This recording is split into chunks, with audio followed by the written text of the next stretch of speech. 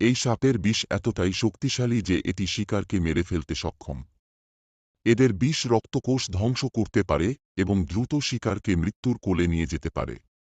এই সাপগুলো অন্যান্য স্থানে পাওয়া যায় না, শুধুমাত্র এই দ্বীপেই এদের বসবাস। প্রচলিত কাহিনী অনুসারে এই দ্বীপে প্রাচীনকালে একটি বাতিঘর ছিল।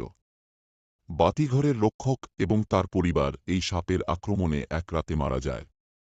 তারপর থেকেই এই বাতিঘরটি পরিত্যক্ত হয়।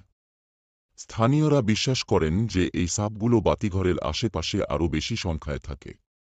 বাতিঘরের ধ্বংসাবশেষ এখনও দ্বীপের মাঝখানে দাঁড়িয়ে আছে, আর এটি একটি সতর্কবার্তা হিসেবে কাজ করে যে এই দ্বীপে প্রবেশ করা কতটা বিপজ্জনক হতে পারে।